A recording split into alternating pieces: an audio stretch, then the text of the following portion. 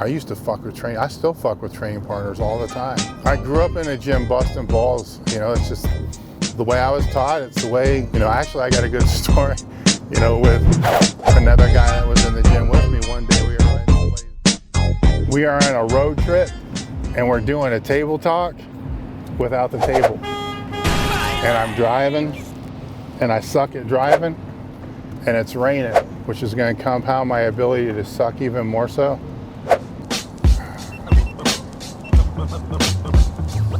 Reese's, man, isn't really a good, when it comes to like training junk food. God, here I'm going to talk about nutrition. Are you fucking kidding me?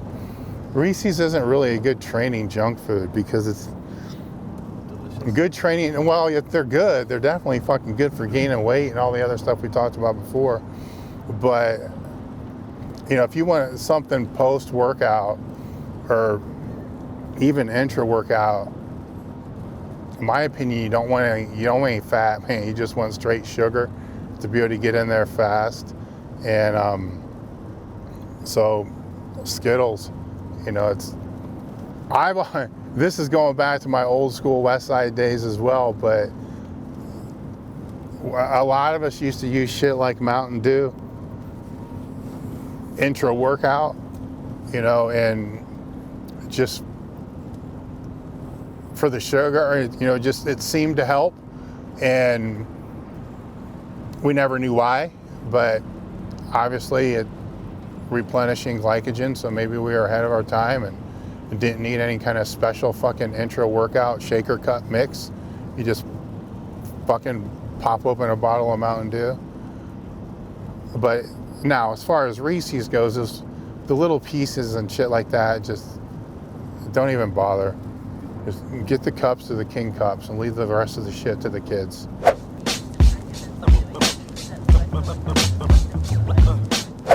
I used to fuck with training. I still fuck with training partners all the time. You know, I can't give specific examples, but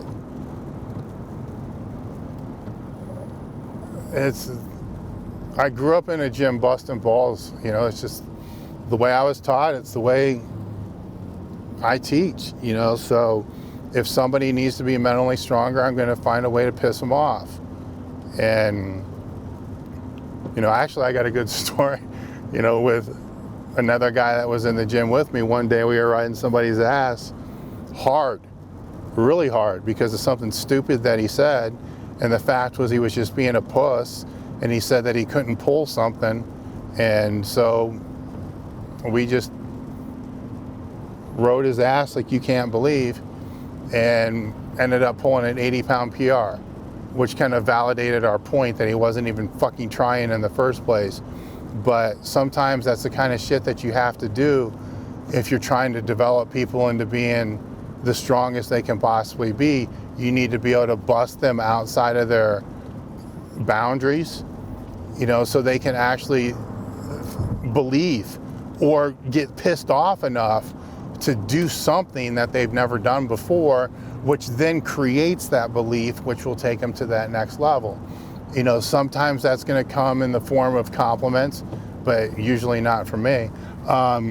Or it's going to come in the form of riding somebody's ass or pushing them. That's one way I fuck with people. I still do it today. It's just part of my DNA. And I love it when they fuck with me back, because then I know they're starting to get comfortable and they're starting to, you know, understand, you know, kind of the flow. It's Louis made a statement, I don't even know how many years ago, but it stuck with me, well, forever until now, that he would never train with somebody that he wasn't just a little scared of. And that I believe that to be true, that if you're training for some objective that you have to push yourself further than you've ever been pushed before, you need to be around people that are a little bit fucking nuts, or at least you think they might be able to go a little bit nuts if they got pushed a little over the edge. You know, it doesn't matter male, female, or whatever the fuck it is. If you, in your mind, think, hey, if I push this person a little bit too much, they might stick a knife in the back of my head, then it might be a good person to train with. because they're going to be able to get more aggressive. They're going to be able to, know how to control that and bring it up and bring it down. Now, as far as Louis goes, as far as extra sets, this wasn't, he did it more than I did. It was everybody. It's just, if you're doing speed sets, I like to piss him off. So I would tell him that he only did 7 and we'd be at 10, or just miscount shit and stupid shit like that. But nothing comes close to him trying to fucking convince me that the band tension was at the same when he took it out on a number 4 monolift pin setting and I took it out on a 15. So from that standpoint, he always wins as far as pissing me off the most.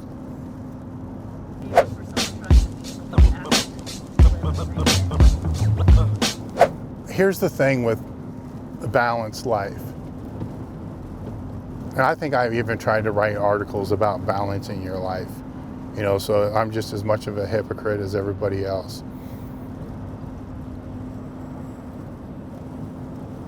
Every fucking book that's ever been written on time management, motivation, that I've ever seen, going back until shit I was probably reading in high school, spoke about a balanced life. Here's the thing. If people are still writing about it now, fucking 40 years later, maybe there's no such thing as a balanced fucking life. Maybe it's always in a constant state of imbalance. So maybe your work is too imbalanced. And maybe you spend too much time with your family. Maybe you spend too much time as training. What the fuck is balance anyhow? So there's the first question. Define balance. And then define that globally. Like, how is my balance going to be the same as somebody else's? You can't. So yeah, I think it comes down to whatever you feel your own personal balance is. Now, I have made the statement before that, if you're an athlete and you're chasing to become the best in whatever sport you choose to do. And when I say that, I mean the best of the best. Not becoming your own personal version of yourself or whatever the fuck that means. You're trying to become the best of the best. All the best to you trying to be balanced. The only advice I have to you is don't bitch when you get beat by somebody that's not fucking balanced. Because you will. Because there's no way that you're gonna have this balanced, structured life and compete against somebody where all things are equal. Genetics are equal, drugs are equal, everything's fucking equal. There's no way the person who's 100% all in and that's the only fucking thing they care about is going to lose to the person who, I'm into it about 30% of the time. The rest of the time, I gotta focus on work and I gotta focus on my family. I'm not saying that's right or wrong. What I'm saying is don't bitch when you get your ass kicked. Now, with that being said, certain sports don't have an expiration date, and here's where the problem starts to come in. Sports like football, baseball, basketball, a lot of these sports at some point in time, you're not good enough to go to the next level, or you make it to the highest level and you get cut. The shit's over. You're done. It's a hard reality, but you go through your identity crisis and you find the next chapter of your life and you move on. Powerlifting doesn't have somebody sitting there saying you're fucking done. If it happens, it's because you got an injury that puts you out for good.